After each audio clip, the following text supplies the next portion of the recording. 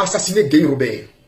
Bien avant d'aller en profondeur pour apporter des analyses, nous allons quitter d'abord la période 2010-2011. Parce que les missiles que vous voyez là, ça, c'était l'armée française qui larguait des missiles sur la base maritime de la Côte d'Ivoire.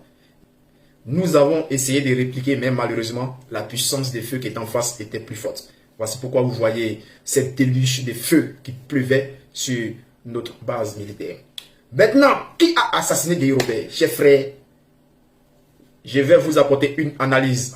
Ce sont les faits qui le disent.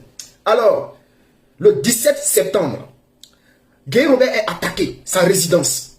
Les gens sont allés attaquer avec des armes lourdes. Guy Robert, au courant de cette attaque, s'était retiré de sa résidence. Alors, les gens sont allés, les assaillants sont allés, ils ont attaqué, pensant que Guy Robert était dedans, ils ont voulu tuer Guy Robert.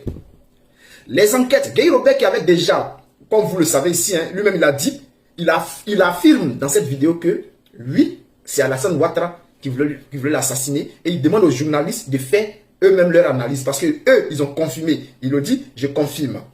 Il dit, nous avons fait des enquêtes et nous avons eu la confirmation que c'est Alassane Ouattara, il n'a pas dit le nom d'Alassane Ouattara, mais il a dit, nous avons eu la confirmation. Et après, les journalistes disent que c'est Alassane Ouattara. Pourquoi on peut accuser Alassane Ouattara? D'abord, lorsque les gens vont assassiner Guy Robert, on appelle ce complot-là le complot de cheval blanc. Pourquoi on appelait ce coup d'état complot de cheval blanc? Parce que Guy Robert, chez lui, il avait un cheval blanc. Et lorsque les assaillants sont arrivés et qu'ils n'ont pas trouvé Guy Robert, ils ont tué deux personnes qu'ils ont trouvées sur le terrain. Dans la résidence, ils ont trouvé deux personnes, ils ont assassiné ces deux personnes. Et il y avait le cheval blanc de Guy Robert et qu'ils ont égorgé et ils ont bu le sang. Comme ils l'ont fait en 2002, lorsqu'ils ont attaqué le pouvoir de Gbagbo Laurent. Gbagbo n'avait pas de chance parce qu'il n'avait pas de cheval blanc. Du coup, ce sont les gendarmes de Gbagbo Laurent qui ont été transformés en cheval blanc, qui ont eu leur gorge égorgée et qui ont eu leur sang être bu par les hommes de Kone Zakaria. Donc, pour aller en profondeur, lorsque Ouattara manque le coup d'état, qu'est-ce qui se passe? Immédiatement, Ouattara appelle ses militants à aller protéger sa résidence. Donc, comme vous avez vu dans la vidéo, ce sont des preuves. Les gens se sont levés pour aller protéger la résidence d'Alassane Ouattara. Mais Guy Robert n'avait pas fait une annonce pour dire que non, c'est Alassane Ouattara qui avait attaqué sa résidence. Donc, dès que la résidence de Guy Robert est attaquée, immédiatement, il y a un appel qui appelle les militants d'Alassane Ouattara à aller protéger sa résidence parce que le coup d'état contre Guy Robert avait échoué. Les faits sont là. Maintenant, allons-y encore en profondeur. Le parquet d'Abidjan a ouvert une enquête sur les circonstances de l'assassinat du général Robert Gueye, ex-chef d'État.